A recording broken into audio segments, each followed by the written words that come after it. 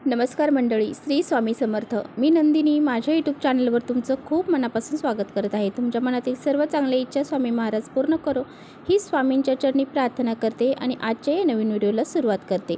तर आजच्या व्हिडिओमध्ये आपण पाहणार आहोत की स्वामी चरित्राचं जे सारामृताचं जे पारायण आहे ते करत असताना कोणता महत्त्वाचा नियम आहे तर तो आपण पाळला पाहिजे. आपल्या सर्वांनाच माहीत आहे श्री स्वामी समर्थ हे ब्रह्मांड नायक म्हणून सुद्धा ओळखले जातात आणि म्हणूनच पहा, प्रत्येक गोष्ट ही स्वामी महाराजांनीच निर्माण केलेली आहे. प्रत्येक वस्तूमध्ये आणि प्रत्येक ठिकाणी भगवंत आहे असं आपली संस्कृती सांगते.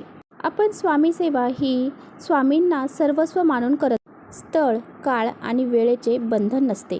हे जेवढं सत्य आहे तेवढंच आपलं इच्छित कार्यपूर्ती करण्यासाठी आपल्याला काही संकल्पयुक्त सेवा देखील करायच्या असतात. संकल्पयुक्त एखादी सेवा जर आपल्याला करायची असतील तर आपल्याला काही नियमांचे पालन तर आपल्याला करावेच लागते. त्यापैकीच एक नियम तुम्ही जर स्वामी चरित्र सारामृत वाचत असाल तर त्यामध्ये सुद्धा लागू पडतो. जर तुमची इच्छा काहीतरी आहे आणि ती पूर्ण करण्यासाठी तुम्ही स्वामी चरित्र सारामृत वाचत आहात किंवा तुमची काही इच्छा नसताना म्हणजे तुमची मनामध्ये काही इच्छा नाही, फक्त तुम्हाला स्वामी चरित्र सारामृत वाचायचं आहे तरी सुद्धा तुम्हाला हा जो नियम मी तुम्हाला सांगणार आहे तर तो पाळायचा आहे. तर पहा, आपल्या महाराष्ट्रातील प्रत्येक घरामध्ये ज्या घरामध्ये स्वामी चरित्र सारामृत वाचलं जातं त्या घरामध्ये प्रत्येकाने हा नियम पाळला गेलाच पाहिजे. जर आपल्याकडून हे नियम पाळणं शक्य नाही तर आपण जे काही सारामृताचं पाठ करतो किंवा पारायण करतो त्याचा काहीही उपयोग होत नाही. आणि हा जो नियम आहे तर तो अत्यंत महत्त्वाचा आहे. आपल्या सर्वांना माहीत आहे स्वामी चरित्र सारामृत हा ग्रंथ जो आहे तर तो अमृतासारखा आहे. आपल्या जीवनातील संकट, अडचणी, जे काही दोष अडचणी आहेत त्या सर्व दूर होतात आणि हे जे दोष अडचणी, संकट आहेत ते दूर करण्यासाठी सर्वात महत्त्वाची गोष्ट म्हणजे आणि सर्वात प्रभावी सेवा म्हणजे श्री स्वामी समर्थ महाराजांचा स्वामी चरित्र सारामृत ग्रंथ. या ग्रंथाचं पठण करणं. या ग्रंथाचं पठण केल्याने आपल्या जीवनामध्ये जे काही आपल्याला हवं आहे ते सुद्धा आपल्याला प्राप्त होते. आता बघा, पारायण करण्याची सुद्धा वेगवेगळ्या पद्धती आहेत. म्हणजे तुम्ही एखादी संकल्पयुक्त पारायण करू शकता किंवा मग तुम्हाला फक्त पारायण करायचं आहे त्यासाठी सुद्धा तुम्ही पारायण करू शकता. काही विशेष गोष्ट आपल्याला पाहिजे आहे त्यासाठी आपल्याला जर हे पारायण करायचं असेल त्यासाठी सुद्धा काही वेगवेगळ्या गोष्टी आहेत ते सुद्धा मी आजच्या व्हिडिओमध्ये सांगणार आहे. तर बघा, जर तुम्हाला एखादा आजार आहे आणि तो आजार बरा व्हावा यासाठी जर तुम्ही पारायण करणार असाल तर आपण स्वामी चरित्र सारामृताचे 7 पारायण करावे. 7 पारायण जर आपण स्वामी चरित्र सारामृताचे केले तर याचा फरक आपल्याला नक्कीच जाणवेल. आणि जर आपल्या मुलांची प्रगती व्हावी, त्यांची अभ्यासामध्ये प्रगती व्हावी, उच्च पदवी धारण करावी, त्यांच्या भविष्यामध्ये त्यांना कोणत्या अडचणी येऊ नये यासाठी तुम्ही 7 पारायण करू शकता. संकल्पयुक्त आपल्याला पारायण करायचे आहेत. तर हे पारायण जे आहे तर ते विद्यार्थ्यांनीच करावे का? तर हो, विद्यार्थ्यांनी सुद्धा केलं तरी चालेल किंवा त्यांच्या आई वडिलांनी केलं तरी चालेल. आणि मुलांना जर करणं शक्य असेल, त्यांना वेळ असेल तेवढा, तर मुलांना हे पारायण तुम्ही स्वतः करू द्या. तर बघा, जर एखादा विवाह आहे तो विवाह निर्विघ्नपणे पार पाडावा असं वाटत असेल तर आपण एका दिवसात 1 पारायण संकल्पयुक्त करू शकता. तुमचा विवाह जमत नाहीये किंवा तो जमावा आणि तो निर्विघ्नपणे पार पाडावा यासाठी आपल्याला हे पारायण करायचं आहे. तर हे पारायण करताना 1 दिवसामध्ये तुम्ही हे पूर्ण पारायण करू शकता. त्याचबरोबर नोकरी प्राप्त करण्यासाठी किंवा व्यवसायामध्ये तुम्हाला यश प्राप्त व्हावे, तुम्ही कोणतेही काम करायला गेले त्यामध्ये तुम्हाला यश प्राप्त होण्यासाठी तुम्ही स्वामी चरित्र सारामृताचे 7 पारायण करू शकता. याचा खूप चांगला फायदा हा आपल्याला होत असतो. त्यानंतर स्थावर मालमत्ता, अडकलेली कामं पूर्ण करण्यासाठी आपल्याला 7 पारायण स्वामी चरित्र सारामृताची करायची आहेत. स्वामी चरित्र सारामृताचा पाठ करताना आपण नेहमी श्रद्धापूर्वक तो करावा. आणि त्याचबरोबर ही जी सेवा आहे संकल्पयुक्त जर आपण केली तर याचा आपल्याला चांगला रिझल्ट बघायला मिळतो. तर पहा, ह्या सर्व सेवा करत असताना तुम्हाला काही नियम पाळायचे आहेत का? काही नियम असतात का? तर हो, याचे भरपूर काही नियम असतात. तर काही नियम आहेत की ते आपण पाळायलाच हवे. मांसाहार, तर कोणतीही सेवा करताना, कोणतीही पूजा करताना मांसाहार हा वर्ज्य ठरवला गेलेला आहे. त्यामुळे बघा, मांसाहारा इतकं जे पाप आहे तर ते जर आपण मांसाहार करून एखादी पूजा करत असाल तर ती पूजा कधीही सफल होत नाही आणि त्यामुळे आपल्या घरामध्ये पहा, कधीही आपण कोणती सेवा करायला लागला असाल किंवा पूजा करायला लागला असाल तर आपल्या घरामध्ये तुम्ही तेवढ्या दिवसापुरता का होईना मांसाहार हा वर्ज्य करायचा आहे. पहा, तुमची ही जी सेवा आहे जेव्हा तुम्ही चालू करता त्यावेळेस पहा, किंवा कोणतीही पूजा करता त्यावेळेस तुम्हाला मांसाहार हा वर्जच करायचा आहे. आणि बरेच जण पहा, नित्यसेवेमध्ये सुद्धा स्वामीचरित्र सारामृत वाचतात. आता पहा, नित्यसेवा करत असताना रोज आपण 3 अध्याय स्वामीचरित्र सारामृताचे वाचत असतो.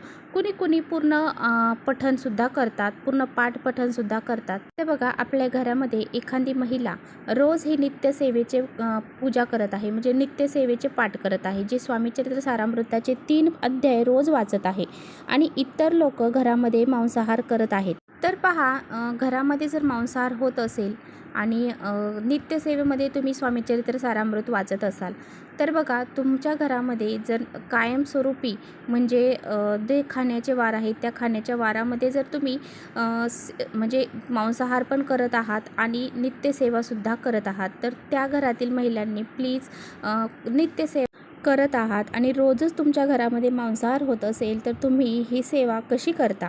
तर पहा, प्रत्येकाची इच्छा असते की स्वामीचरित्र सारामृत वाचावं, आपल्या ज्या इच्छा आहेत त्या पूर्ण व्हाव्यात असं प्रत्येकाला वाटत असतं. तर मग तुम्ही 1 दिवसामध्ये सुद्धा पूर्ण स्वामीचरित्र सारामृत वाचू शकता. तर तुम्ही कोणत्या दिवशी वाचू शकता, तर तुम्ही गुरुवारच्या दिवशी वाचू शकता. जर तुमच्या घरामध्ये रोज मांसाहार होत असेल आणि काही खाण्याचे वार आहेत त्या दिवशी मांसाहार होत असेल, इतर दिवशी नसेल होत, तर मग तुम्ही गुरुवारच्या दिवशी तुमच्या घरामध्ये मांसाहार होत नसेल तर मग तुम्ही या दिवशी नक्की हा जो पाठ आहे तो करू शकता. आणि पहा, रोज तुम्ही नित्यसेवेमध्ये 3 अध्याय वाचत असाल तर आणि तुमच्या घरामध्ये असं मांसाहार जर होत असेल तर तुम्हाला त्या सेवेचा फायदा होणार नाही. मग तुम्ही एक काम करू शकता, गुरुवारच्या दिवशी पूर्ण एक पुस्तक म्हणजे पूर्ण 21 अध्याय तुम्ही स्वामीचरित्राचे वाचू शकता. यामुळे तुमच्या इच्छा देखील पूर्ण होतील आणि तुमच्या घरातल्यांचा तुम्हाला काही त्रास देखील होणार नाही. आता बघा, गुरुवारच्या दिवशी तुम्हाला पूर्ण वर्ज्य करायचा आहे मांसाहार. घरातील इतर लोकांना सुद्धा तुम्हाला करू द्यायचा नाही किंवा मग तुम्हाला जर पारायण करायचं असेल तर तुम्ही असं करू शकता. आता बघा, बऱ्याच घरामध्ये जास्त वेळा मांसाहार होत नाही, म्हणजे कधीतरीच मांसाहार होतो, महिन्यातून 1-2 वेळा फक्त होत असेल तर मग अशा घरातल्या स्त्रियांनी नित्यसेवेमध्ये सुद्धा स्वामीचरित्र सारामृताचे पाठ हे करू शकतात. आणि बघा, ज्यावेळेस आपल्या घरामध्ये मांसाहार होतो त्यावेळेस आपल्या घरामध्ये मांसाहार केल्यानंतर देवापाशी जायचं नाही किंवा देवघराच्या तिकडे फिरकायचं देखील नाही. आणि हे जे ग्रंथ आहेत ना, अतिशय पवित्र ग्रंथ मानले जातात आणि ह्या ग्रंथांना जर आपण एखादी मांसाहार केला आहे आणि त्यानंतर त्यांना टच केला तर मग तुमचा तो काहीही त्या तुमच्या सेवेला अर्थ राहत नाही. किंवा मग तुम्ही घरामध्ये मांस बनवलं आहे आणि नंतर मग तुम्ही खाल्लं नाही पण ते बनवलेलं आहे आणि तेच हात तुम्ही त्या ग्रंथांना लावत आहेत, तर हे अजिबात करू नका. आणि यामुळे आपल्याला पाप देखील लागू शकतं. तर पहा, स्वामीचरित्र सारामृत वाचत असताना तुम्हाला मांसाहार वर्ज्य करायचा आहे. हा एक नियम तुम्हाला आवर्जून पाळायचा आहे. तर पहा, बऱ्याच वेळा काय होतं की स्वामीचरित्र सारामृत म्हणा किंवा मग स्वामींची सेवा करणं म्हणा, तर बऱ्याच महिलांना इच्छा असते स्वामींची सेवा करण्याची, स्वामीचरित्र सारामृत वाचायची, परंतु घरामध्ये मांसाहार होत आहे आणि यामुळे त्या या सेवेपासून लांबच राहतात.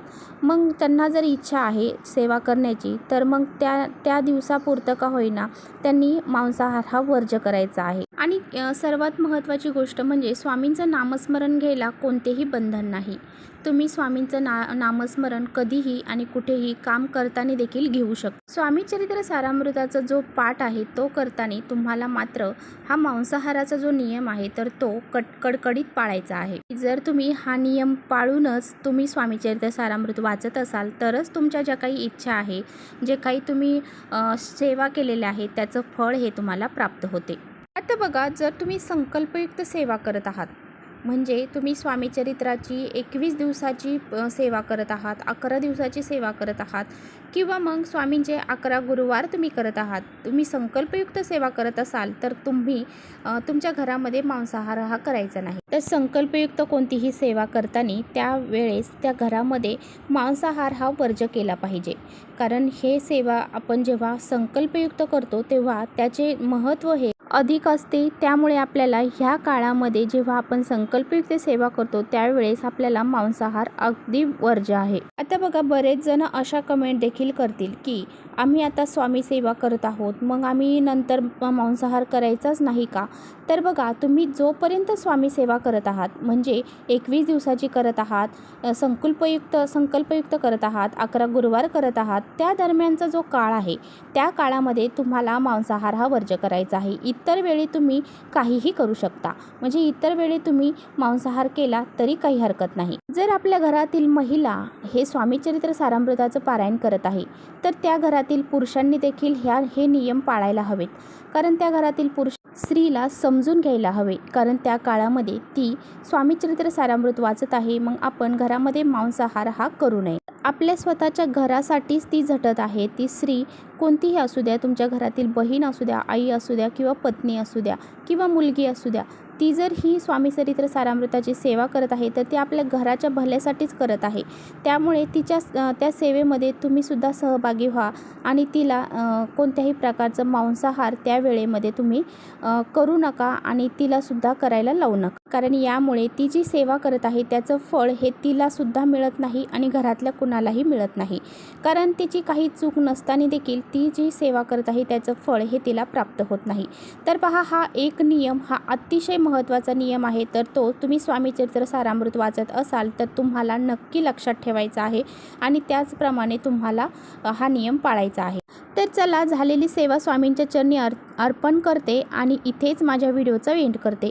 व्हिडिओ आवडला असेल तर नक्की लाईक करा, चॅनलवर नवीन असाल तर चॅनलला सबस्क्राईब करा। परत भेटूया अशा छानशा व्हिडिओसोबत, तोपर्यंत श्री स्वामी समर्थ।